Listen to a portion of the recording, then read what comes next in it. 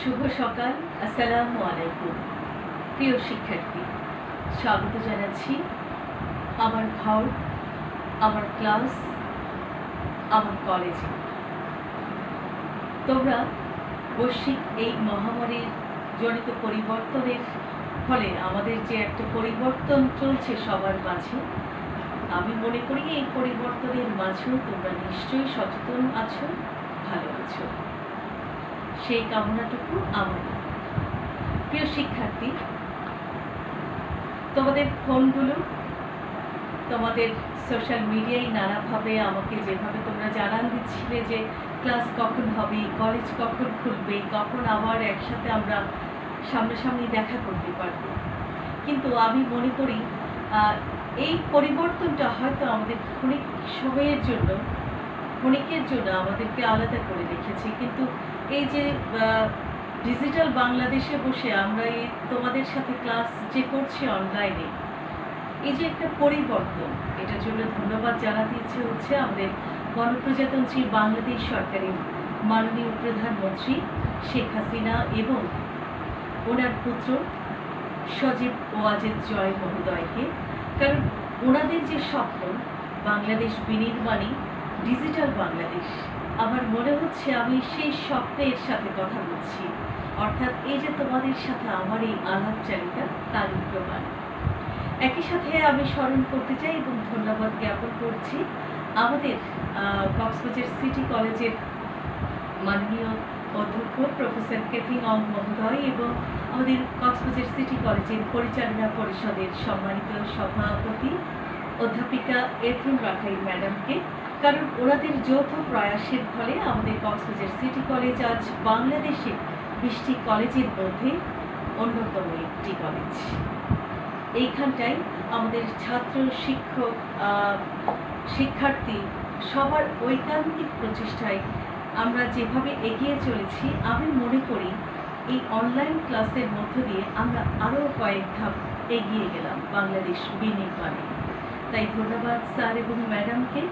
আর একই সাথে একটু ধন্যবাদ জানাতে ইচ্ছে করছে, কারণ আমি যখনই বিপদে পড়ি না কেন, যে কোনো এই ধরনের এই যে করোনা কোভিড-19 মতো সিচুয়েশন মোকাবেলার হয়তো প্রথমবার করছি, কিন্তু জীবনে সংসারে চলতে গেলে ছোটোখাটো অনেক আমাদের সমস্যায় পড়তে হয়। কিন্তু আমার আব্বু আম্মু যেটা শিখিয়েছিলেন, যত ভয় বিপদ কিংবা যে কোনো সমস্যায় আমি পড়ি না কেন, কয়েকটা জিনিসের কথা বলেছিলেন।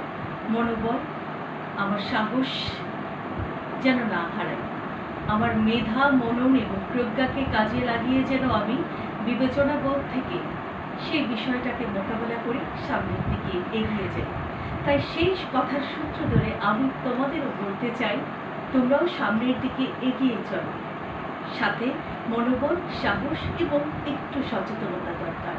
এই কটি বিষয়ের মধ্য দিয়ে কিন্তু আমরা এই ক্রান্তিকালকে হয়তো বা অতিক্রম করতে পারবো ইনশাআল্লাহ। আর বলবো, দুহাত তুলে একমাত্র আল্লাহর কাছে আমরা হয়তোবা আমাদের সেই ফরিয়াদ জানাতে চাই যে আমরা এই মহামারী থেকে, এই দুর্যোগ থেকে যেন খুব দ্রুত পরিত্রাণ পাই। আল্লাহ যেন আমাদের উপর রহম করেন, সহায় হন। প্রিয় শিক্ষার্থী, আর কথা বলবো না, চলে যাই তোমাদের ক্লাসে। আজকে যে বিষয়টি নিয়ে আলাপ করবো সেটি হচ্ছে, এই যে আমরা কথা বলছি, চলছি ফিরছি প্রতিনিয়ত, কিছু শব্দ, কিছু বাক্য, অর্থাৎ কথা আদান প্রদানের যে অন্যতম মাধ্যম সেটি হচ্ছে আমার ভাষা। ভাষা প্রয়োগে, আদান প্রদানে আমরা প্রায় সময় জেনে কিংবা না জেনে নানা ধরনের ভুল করে থাকি। কিন্তু কেন এই ভুল? আমরা না সেই জাতি যারা কটি বর্ণমালার জন্য রক্ত ঝরিয়েছে। পৃথিবীর কোথাও মনে হয় এমন ইতিহাস নেই যারা কটি বর্ণমালার জন্য রক্ত ঝরাতে পারে। আমাদের বাংলাদেশ এবং বাঙালি জাতি হচ্ছে তেমনই একটি জাতি। আমরা বীরের জাতি। আমরা যে কোনো বিপদ, যে কোনো ভয়, যে কোনো নাকে মোকাবেলা করতে জানি। প্রিয় শিক্ষার্থী, আমি তোমাদের যাদেরকেই বলি না কেন, আমি বলবো আজকে যে বিষয়টি নিয়ে আলাপ করব সেটি কেবল তোমাদের এইচএসসি কিংবা ডিগ্রি পাস কোর্স কিংবা অনার্সে কাজে লাগবে তা কিন্তু না। আজ থেকে আগামী, আমি বলবো তোমার ব্যক্তি জীবন, চাকরি জীবন, তুমি যেখানটাই যতটা সময় পার করো না কেন, এই বিষয়গুলো তোমাকে সব সময় নাড়াচাড়াই থাকতে হবে। আর আমি মনে করব কিছুটা হলেও উপকৃত হবে এই শব্দ ভাণ্ডার দিয়ে। কারণ বাংলা সাহিত্যে, বাংলা ভাষায় বাংলা যে শব্দ ভাণ্ডার আছে সেটাও কিন্তু বেশ সমৃদ্ধ। খুব কম জাতির কাছে এই শব্দ ভাণ্ডার রয়েছে। আমরা সেদিক দিয়েও অনেক বেশি অগ্রগামী। প্রিয় শিক্ষার্থী, চলো আমরা আজকে যে বিষয়টা নিয়ে আলাপ করব তোমাদেরকে নিয়ে যাবি সেই বিষয়ের দিকে। বোর্ডে তোমাদেরকে নিয়ে যাচ্ছি। আজকে যে বিষয়টা নিয়ে লিখব, তোমাদেরকে ক্লাস দেব, সেটি হচ্ছে, এটি বাংলা দ্বিতীয় পত্র এইচএসসির জন্য। এটা প্রথম বর্ষ কিংবা দ্বিতীয় বর্ষ যেই বর্ষেরই হও না কেন, তোমাদের সবারই আছে এই বিষয়টি। আর এটি হচ্ছে স্নাতক, অর্থাৎ স্নাতক প্রথম বর্ষে যারা আছো, ভাষার ইতিহাস ও ব্যবহারিক বাংলা, তোমাদেরও কাজে লাগবে। আমি খেয়াল করো, এখানে দেখেছি বাংলা ভাষার অপপ্রয়োগ ও শুদ্ধ প্রয়োগ, এই টপিক নিয়ে আমরা আজ আলোচনা করব। আমি প্রথমেই লিখেছি বাংলা ভাষার অপপ্রয়োগ, অর্থাৎ প্রয়োগ না হয়ে আমরা অপপ্রয়োগ করছি, এবং শুদ্ধ প্রয়োগটা কিরকম হবে সেই বিষয়টি সম্পর্কেও আমাদের ধারণা রাখতে হবে। শুদ্ধতা ভাষার প্রাণ এবং প্রমিত প্রয়োগ তার দেহাবয়ব স্বরূপ। একটি দেহে যেভাবে প্রাণের সঞ্চার করতে প্রয়োজন হয়, ঠিক তদ্রূপ আমাদের ভাষার প্রাণটাকে রক্ষা করার জন্য প্রমিত বাংলা খুবই জরুরি। অন্যদিকে আমি এভাবেও ব্যাখ্যা দিতে পারি, শিক্ষিত এবং অশিক্ষিতের মধ্যে যে পার্থক্য, শুদ্ধ এবং অশুদ্ধের মধ্যেও সে পার্থক্য বিদ্যমান। অর্থাৎ এটার মধ্য দিয়ে আমি তোমাদের বোঝাতে চাই, তুমি যে একটি শিক্ষিত মন নিয়ে, মেধা নিয়ে তুমি যেভাবে বিবেচনা করবে, অন্য কেউ কিন্তু সেভাবে বিবেচনা বোধটুকু তার থাকবে না, করবে না। আমি কিছু শব্দ খুব অল্প পরিসরে লিখেছি। দেখো, আমাদের ব্যঞ্জন বর্ণে ক, খ, চ এবং দন্ত স। কতে আমি যদি কয়ের উচ্চারণ ঠিক মতো না করি, ক্ষয়ের উচ্চারণ যদি ঠিক মতো না করি, খেয়াল করো আমাদের কিছু ঘোষ বর্ণ রয়েছে, ঘোষ ধ্বনি রয়েছে, আবার কিছু মহাপ্রাণ বর্ণ রয়েছে, কিছু অল্প প্রাণ বর্ণ রয়েছে, ধ্বনি রয়েছে, অন্যদিকে কিছু অঘোষ ধ্বনিও রয়েছে। এখন এগুলোর যদি প্রকৃত ব্যবহার আমি না জানি, তাহলে আমার অবশ্যই ভুলটুকু রয়ে যাবে। খেয়াল করো, কতে কিন্তু আমি কবর লিখেছি আর খতে খবর লিখেছি, কিন্তু আমরা উচ্চারণগত ত্রুটির কারণে স্বভাবজাতভাবেই, খেয়াল করবে তোমরা, অনেকেই কি করে ফেলে, কয়ের জায়গায় খ ব্যবহার করে, আবার খয়ের জায়গায় ক ব্যবহার করে। তাহলে কি হয়ে যেতে পারে, উচ্চারণগত বোধ যদি না থাকে এবং শুদ্ধতা যদি না থাকে, সেক্ষেত্রে তুমি কি বলবে, খবরকে কবর দিয়ে দিবে আর কবরকে খবর জানিয়ে দিবে। এই ভুলগুলোর মধ্য দিয়ে কিন্তু আমরা অতিক্রান্ত করছি আমাদের সময়টুকু। আবার আমি অদ্যাবধি বেশ কিছু জায়গায় ঘুরতে ফিরতে, চলতে গিয়ে, কাজকর্ম করতে গিয়ে, অফিস আদালতে প্রায় সময় শব্দটা শুনে থাকি, যেটি আমার কানে খুব জ্বালা দেয়। তোমাদেরও বলি সেটা, যেমন এই চ দিয়ে আমরা স্বভাবতই 4, 14 এইভাবে উচ্চারণ করি, কিন্তু আঞ্চলিকতার দোষ এক জিনিস, আর প্রকৃত বর্ণ শুদ্ধভাবে উচ্চারণ করা না করা সেটা কিন্তু অন্য জিনিস। এখানে দুটি শব্দ লিখেছি, দেখো, প্রায় সময় প্রায় স্টুডেন্ট কি করে থাকে, কিংবা স্টুডেন্ট বলবো না, কেবল আমাদের আশেপাশের প্রায় সবার মধ্যে এই ভুলটা কাজ করে। আমি চতে লিখেছি একটি শব্দ চার্জ, আর একটি শতে লিখেছি সার্চ। এখানে কিন্তু দুটি ইংরেজি শব্দ রয়েছে। চার্জ বলতে আমি CHARG, হ্যাঁ, চার্জ, আবার সার্চ। তাহলে খেয়াল করতে হবে, আমি চার্জারে চার্জ করব সেটি একটি বিষয়, আর গুগলে কিছু সার্চ করব, কিন্তু আমরা স্বভাবজাতভাবে বলে ফেলি গুগলে চার্জ করো আর মোবাইলকে সার্চ করো। তাহলে খেয়াল করো, আমার এটা কিন্তু না জেনে করছি আমি। তুমি যে একেবারে, আমি যাদের সাথে চলছি তারাও সবাই যে একেবারে অশিক্ষিত তা তো না। আমাদের চারপাশে যারা আছে সবাই সুশিক্ষায় শিক্ষিত। এই সুশিক্ষায় যদি শিক্ষিত হই, তাহলে আমাদেরকে এই বিষয়গুলো খেয়াল করতে হবে। মোবাইল যেখানে চার্জ করব সেটা কখনো সার্চ হবে না। আমি গুগলে যখন চার্জ করব সেটা চার্জ নয়, সার্চ। এই বিষয়গুলোকে খেয়াল রাখতে হবে। এবার একটু চলে যায়, আবার এইখানটায় একটু নিয়ে এসো। সেটি হচ্ছে বেশ কিছু ভুল আমরা লক্ষ্য করি, যেসব কারণে বাংলা ভাষার অপপ্রয়োগ এবং শুদ্ধ প্রয়োগে আমাদের ভোগান্তির সৃষ্টি হয়। সেই বিষয়গুলোকে আমি আলাদা করে দেখানোর চেষ্টা করছি। খেয়াল করো, উচ্চারণজনিত ত্রুটি, প্রথমত উচ্চারণজনিত ত্রুটি, দ্বিতীয়ত বানানের ভুল, তৃতীয়ত বাক্যের পদবিন্যাসের ক্ষেত্রে ভুল, চতুর্থত দেখো এখানে সাধুচলিতের মিশ্রণজনিত ত্রুটি। আমি এইখানটায় তোমাদের সুবিধার্থে একটি চার্ট আকারে নিয়ে এসেছি, খেয়াল করো। এই চার্টের আমরা 4টা উদাহরণ দিলাম।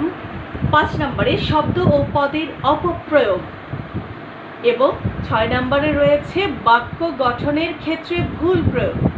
এই ভুল বিভিন্ন কারণে হয়ে থাকে।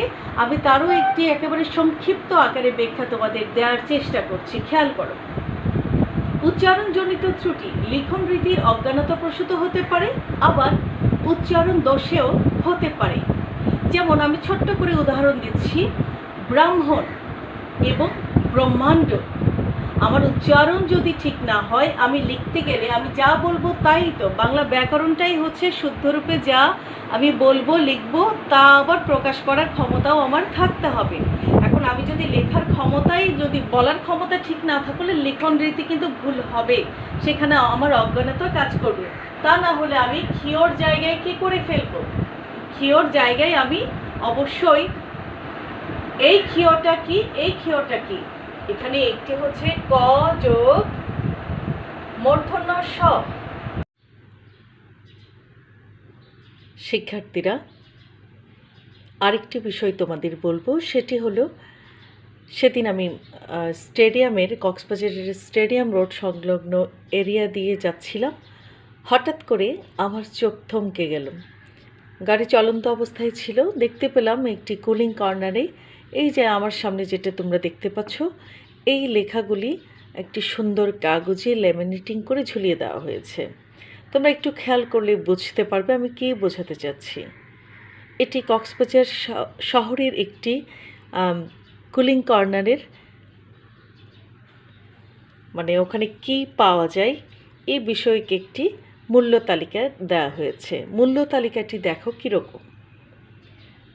দেখো এটি আসলে কি বোঝানো হয়েছে। চুপ 1 বাটি 30 টাকা, চিকন প্রায় 20 টাকা, কফি 1 কাপ 15 টাকা।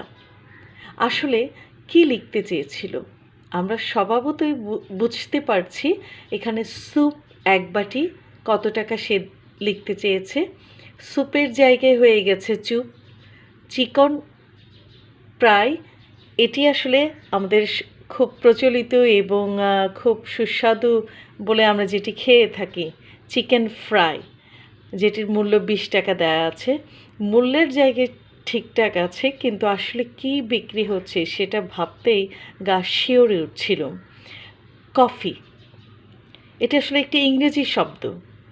এটিকে যখন আমি বাংলায় রূপান্তরিত করছি সেটি কিন্তু অপরিবর্তিত থাকার কথা, কফি হওয়ার কথা। আমার এখানে কফি হওয়ার কথা ছিল, কিন্তু সেই জায়গায় আমি দেখতে পাচ্ছি সে লিখেছে কপি।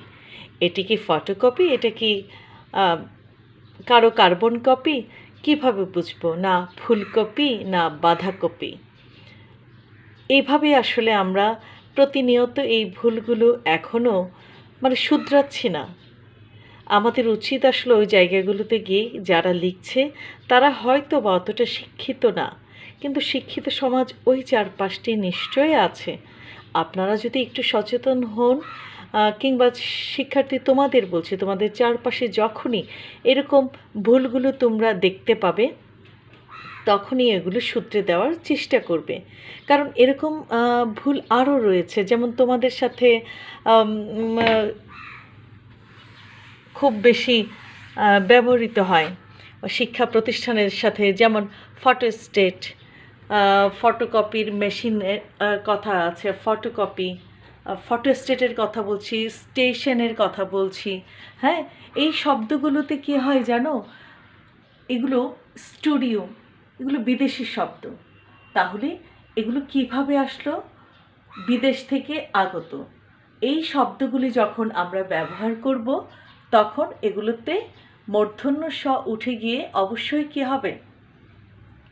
আমাদের ব্যবহার করতে হবে দন্ত স, যেমন স্টুডিও,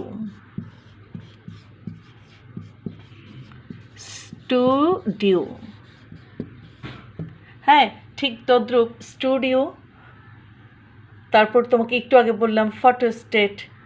তারপর তোমরা ছবি তুলতে যাও, ওখানেও দেখতে পাবে তোমরা সেখানে কি থাকে, ছবির তোলার যে ঘরগুলো থাকে, যে জায়গাগুলো, স্টুডিও, বাতিঘর, স্টুডিও, ফটো স্টুডিও, সবাইকে আমন্ত্রণ জানানো হয়। কিন্তু এই স্টুডিও বানানটায় কী লেখা হয়েছে আমরা স্বভাবতই দেখতে পাই, ওখানে স্টুডিও এইভাবেই এখনও লেখা হচ্ছে, অথচ এটি একটি দারুণ ভুল। তাহলে আমাদের কি লিখতে হবে?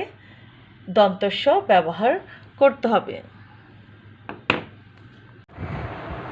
শিক্ষার্থীরা খেয়াল করো, আমি প্রথমেই বললাম উচ্চারণজনিত ত্রুটির কারণে দু ধরনের হতে পারে আমাদের ভুল। একটি হচ্ছে লিখন রীতির অজ্ঞতা প্রসূত এবং অন্যটি হচ্ছে উচ্চারণ দোষে।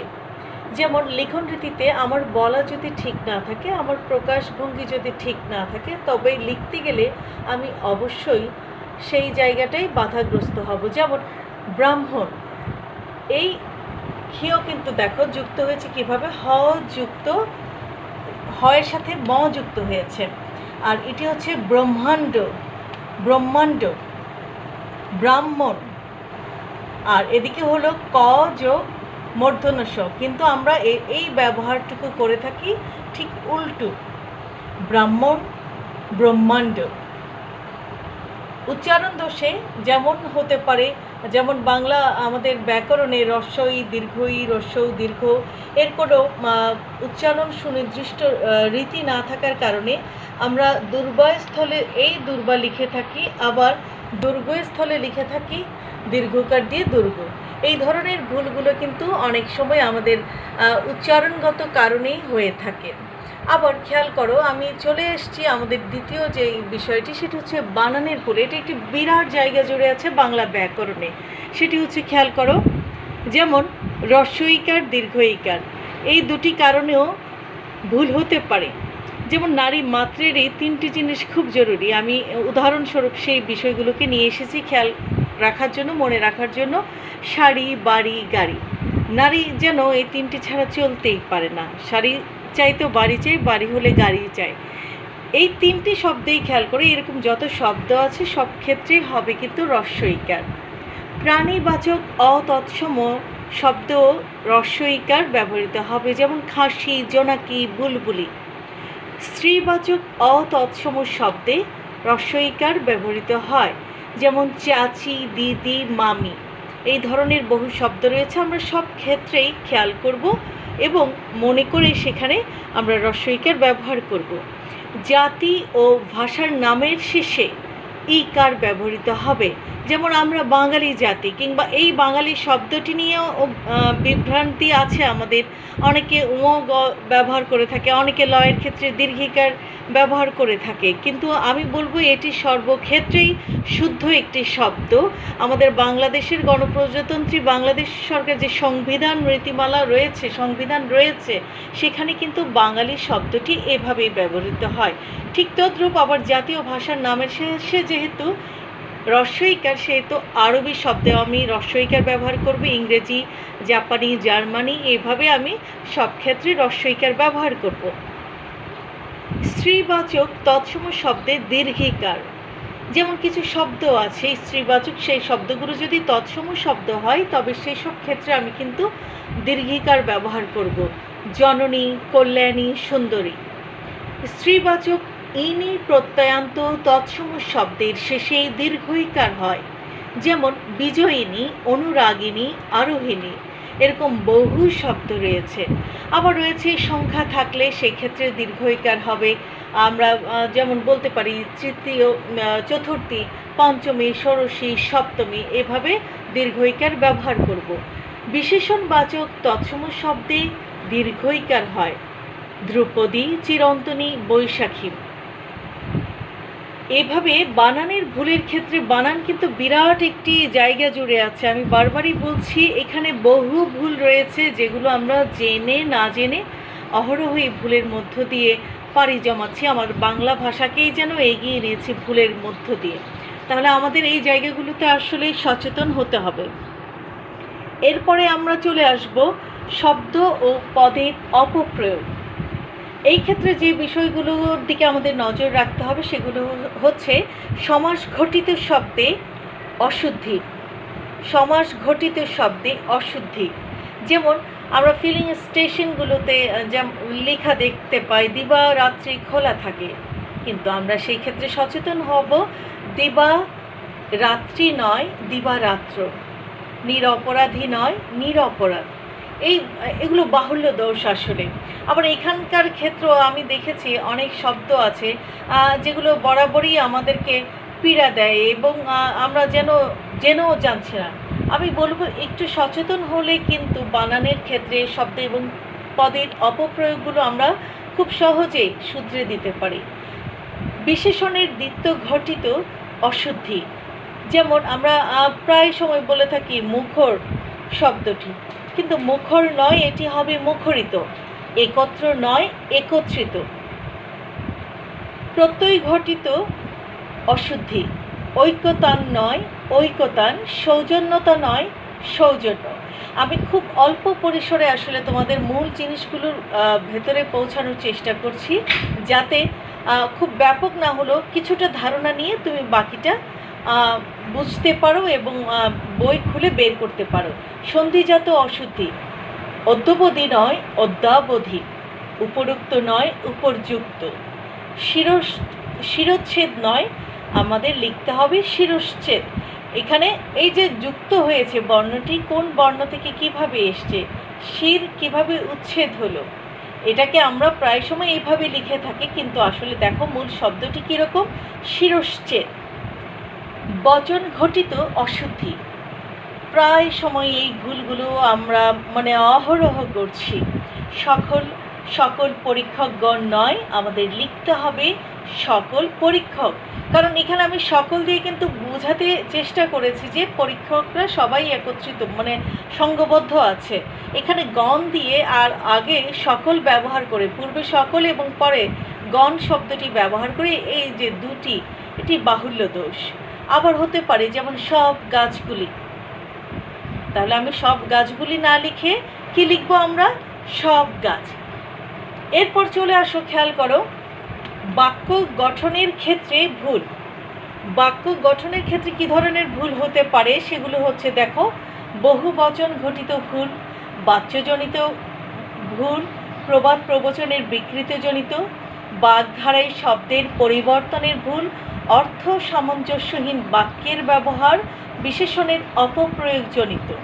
আমি এর ব্যাখ্যাগুলো কিছু কাগজের মধ্যে নোট ডাউন করেছি, সেখান থেকে তোমাদেরকে দেখাচ্ছি একটু কিছুক্ষণের মধ্যে।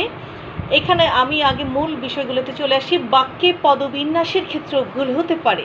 বাক্যে পদের বিন্যাস কীরূপ হতে পারে, সাধু চলিতের মিশ্রণজনিত ত্রুটিও হতে পারে। যেমন আমি আরেকটি বিষয় বলতে চাই তোমাদেরকে, একটি শব্দ প্রায় সময় আমরা খেয়াল করি, যেমন আমি এগুলো মুছে ফেলছি। জনাব একটি শব্দ নিয়ে আমরা অনেক সময় বিভ্রান্ত হই।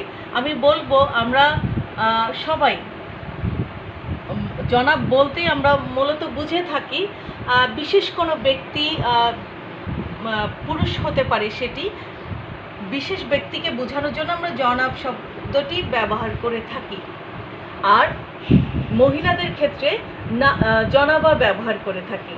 সংস্কৃত নিয়ম অনুসারে হয়তোবা সংস্কৃত ব্যাকরণ অনুসারে জনাবা ব্যবহার করে থাকি, কি ঠিক আছে, কিন্তু জনাবা শব্দের আলাদা একটি অর্থ রয়েছে। জনাবা অর্থ হচ্ছে ঋতুমতী নারী। তাহলে এইখানে নারীকে লজ্জায় ফেলে দেওয়া হচ্ছে। আমি বলবো আমরা এই ক্ষেত্রে এই দুটির আলাদা আলাদা ব্যবহার না দেখিয়ে বাংলা একাডেমি যেটা বলছি সেটি হচ্ছে আমরা এই একটি শব্দই ব্যবহার করব, সেটি নারী হোক পুরুষ হোক, অর্থাৎ সম্মানার্থে আমরা একটি শব্দই ব্যবহার করব। তোমাদের অনেকের মনে হয়তো বা প্রশ্ন আসতে পারে যে হ্যাঁ, আমাদের একটি সূত্র শব্দ রয়েছে, সেটি হচ্ছে বেগম। বেগম শব্দটি বেগের স্ত্রী থেকে এসেছে, যা পরবর্তীকালে আমাদের সব মহিলাদের নামের পূর্বে অর্থাৎ সম্মানার্থে সেই বেগম শব্দটি ব্যবহার করা হয়ে থাকে। যেমন বেগম রোকেয়া সাখাওয়াত হোসেন, সেই বেগম কিন্তু তাকে সম্মান জানানোর জন্য ব্যবহার করে থাকি আমরা। এরকম বহু বাঙালি আমরা খেয়াল করেছি যে রেডিও বাংলাদেশ যখন ছিল, বাংলাদেশ বেতার হওয়ার আগে রেডিও বাংলাদেশের যে ফর্মগুলো ছিল সেখানেও আমাদেরকে বেগম ব্যবহার করে সম্বোধন করতে আমরা দেখেছি। তবে যেটিই বলি না কেন, যে এটির প্রচলনও আজকাল খুব একটা নেই বললে চলে। আমরা তাই নারী পুরুষ নির্বিশেষে এই জনাব শব্দটিকে ব্যবহারের চেষ্টা করব। আর এইসব ক্ষেত্রে তোমরা খেয়াল করো, আমার এই যে দেখো বুক সেলফে কিছু বই তোমাদেরকে আমি দেখাতে চাচ্ছি। আমরা এটি তৈরি করতে কিংবা এটি পড়তে গিয়ে এই বইগুলো তোমাদের যার যেটি আছে সেখানে খুঁজে খুঁজে বের করতে পারো। যেমন আমাদের এনসিটিভির যে বইগুলো আমাদেরকে সাজেস্ট করে থাকে সেগুলো খেয়াল করতে পারো, এই বইগুলোকে নিতে পারো, রেফারেন্স বই হিসেবে থাকতে পারে। কিংবা বাংলা একাডেমির যে বইগুলো রয়েছে সেই বিবর্তনমূলক বইগুলো, সেগুলো ফলো করতে পারো। দেখবে সেখানে যে পরিবর্তনটি ঘটছে সেটিকে আমরা ওখান থেকে উদ্ধার করে নিতে পারি। খেয়াল করো শব্দের প্রয়োগ এবং অপপ্রয়োগ। প্রথমে আমি দুটি শব্দ রেখেছি, যেই ভুলগুলো আমরা প্রায় সময় দেখে থাকি। একটু সচেতন হলে কিন্তু আমরা এগুলো বুঝতে পারবো। অনু, অনু, দেখতে শুনতে মনে হচ্ছে যেন একই শব্দ, কিন্তু অর্থগুলোকে আমি ভেঙে তোমাদেরকে এইভাবে দেখাচ্ছি। এই অনু দন্ত ন রস্যকার হলে এর অর্থ হয় নীল বা নৈকট্য সূচক উপসর্গ, যেমন অনুভব, অনুযোগ, অনুমান, অনুষ্ঠান। আবার মূর্ধন্য ন রস্যকার দিয়ে যে অনু ব্যবহার করেছি সেটি ইংরেজি মলিকিউল অর্থ বোঝাতে অনু ব্যবহার করা হয়, যেমন অনুবীক্ষণ, অনুজীব, অনুপরমাণু, অনুবিজ্ঞানী। আরেকটি শব্দ রয়েছে অনুষ্ঠেয়, অনুষ্ঠিতব্য। অনুষ্ঠান শব্দের অর্থ ভবিষ্যতে কোনো অনুষ্ঠান হবে বা অনুষ্ঠানের আয়োজন করা হবে, কিন্তু অনেকে অনুষ্ঠেয় অর্থে অনুষ্ঠিতব্য শব্দটি ব্যবহার করে। এটি ভুল প্রয়োগ, সঠিক অনুষ্ঠেয়। একইভাবে প্রকাশিতব্য নয়, প্রকাশনীয়, প্রকাশনীয় হবে। আরেকটি খুব প্রচলিত ভুল অশ্রুজল। অশ্রু শব্দের অর্থ চোখের জল, অশ্রু জল শব্দের অর্থ হলো চোখের জল জল। তাহলে তোমরাই বলো, এটি কি বাহুল্য দোষ নয়? তাহলে আমরা কোনটি ব্যবহার করব? অশ্রু বললে কেবলমাত্র অশ্রু, জল বললে জল, দুটোই কিন্তু চোখের জল। সামনে তো ঈদ খুব কাছে চলে এসেছে। আমরা রমজানের সংযমের এই মাসে ঈদকে আনন্দের সাথে ঘরে বসে উদযাপন করব। সেই ঈদের কাছে একটু তোমাদেরকে নিয়ে যাই যে আজকাল খুব বিভ্রান্ত হচ্ছি, আমরা কি ঈদ এভাবে লিখব না এভাবে লিখব। বাংলা একাডেমি খেয়াল করো কি বলছে, ঈদ এবং ঈদ দুটো শব্দই অভিধানে রেখেছে তারা, যদিও অভিধান ভুক্তি কোনো শব্দের শুদ্ধতার একমাত্র পরিচায়ক নয়।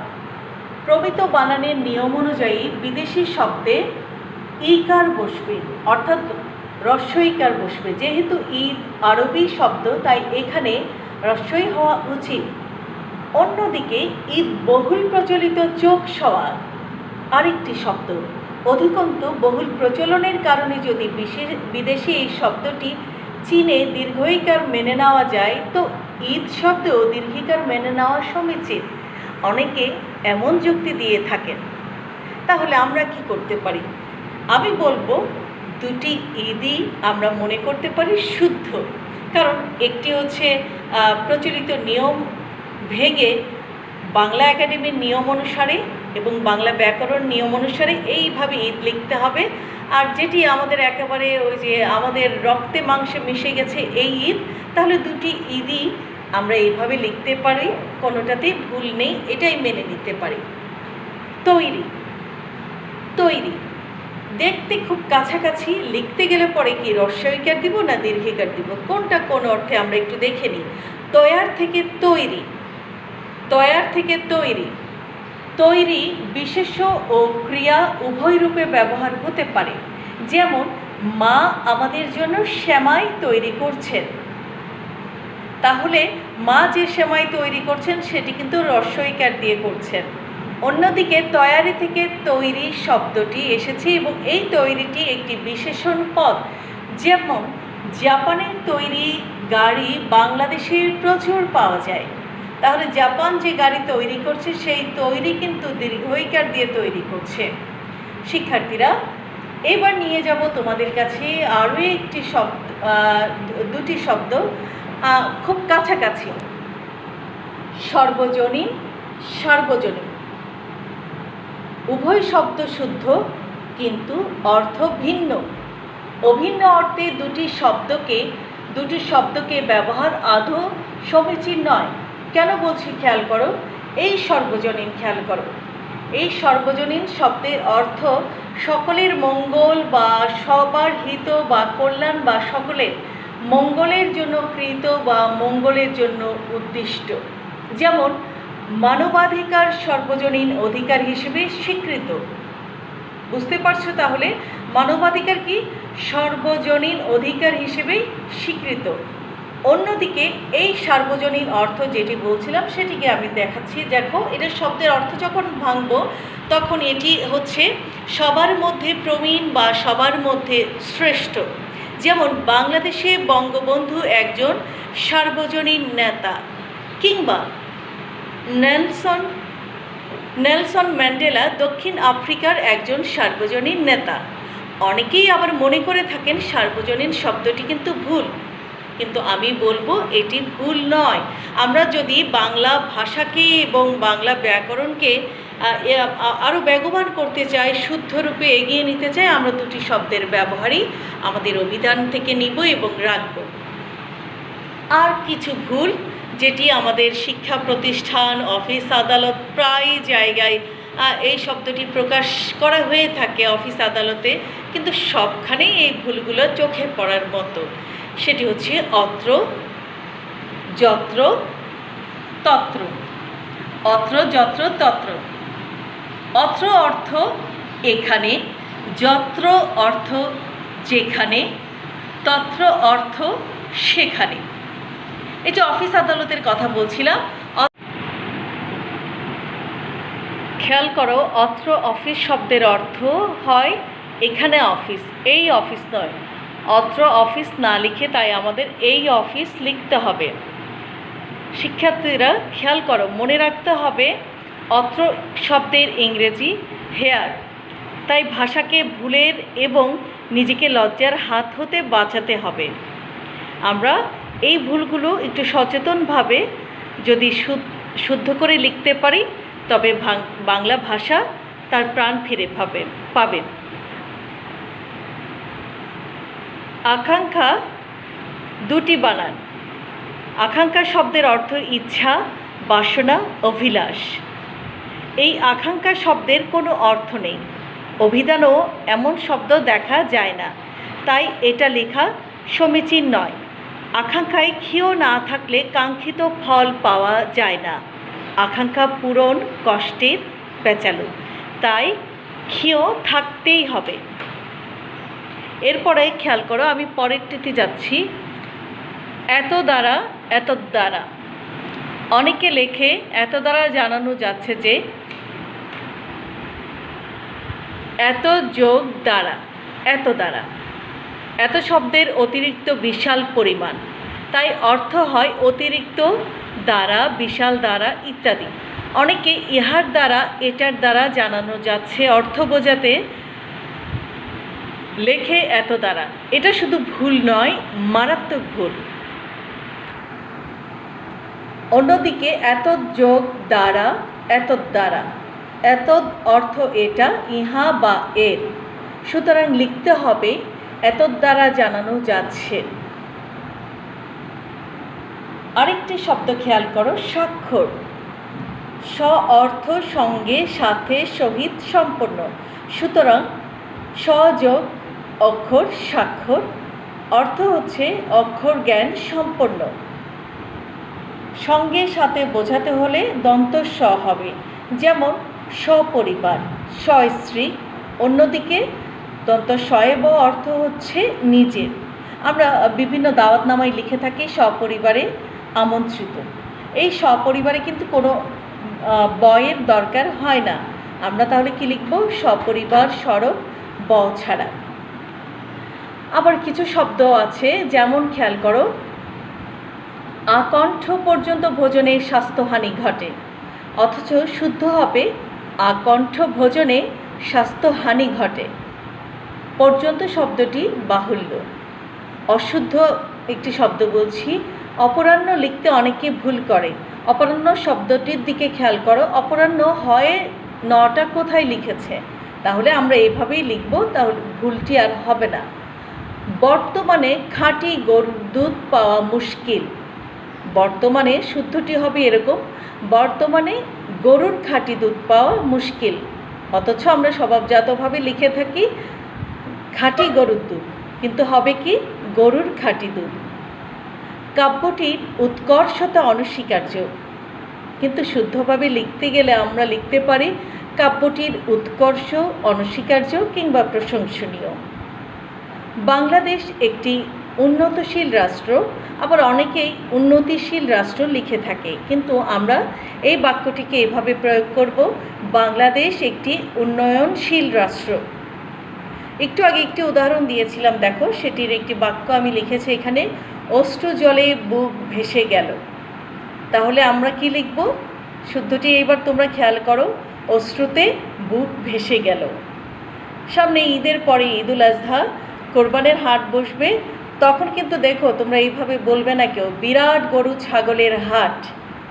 গরু ছাগলের হাট, কিন্তু হাটটা বিরাট, গরু ছাগলের বিরাট হাট, বিরাট গরু ছাগল নয়। কিন্তু আমাদের শুদ্ধভাবে লিখলে এই খেয়ালটা রাখতে হবে, গরু ছাগলের বিরাট হাট।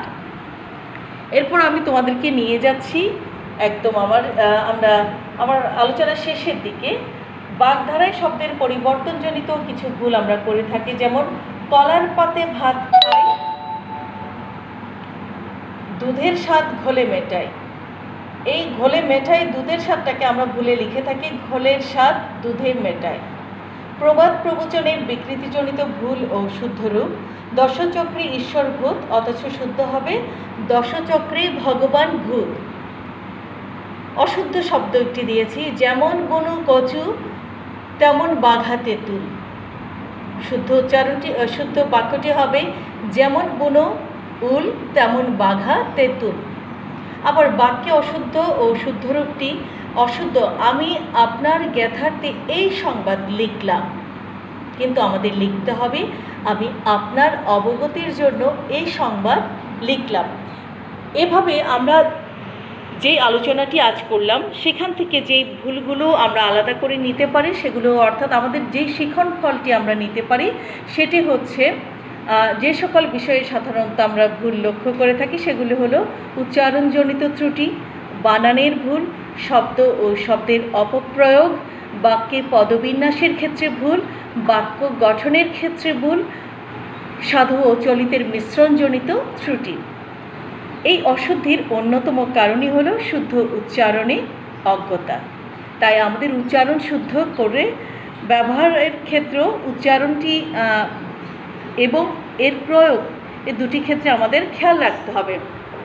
শিক্ষার্থীরা, তোমাদেরকে বলছি, আমাদের যেই আজকে পাঠটি নিলাম সেই শিখন ফল থেকে আমি মনে করি কিছুটা তোমরা হয়তো পাবে, তবে তোমাদেরকে আমি এতটুকুতেই ছেড়ে দিচ্ছি না যেই আমরা কথামালাই এতক্ষণ ছিলাম, যে আলাপচারিতা তোমরা শুনলে, তার থেকে তোমাদের বাড়ির কাজ দিয়েছি, তোমরা স্টেপ নিয়ে নিতে পারো এই অংশটুকু। এটি তোমাদের বাড়িতে তোমরা চর্চা করবে, প্র্যাকটিস করো, দেখো ওই অশুদ্ধিগুলো আমি দিয়েছি সেগুলো কি শুদ্ধ করতে পারো কিনা।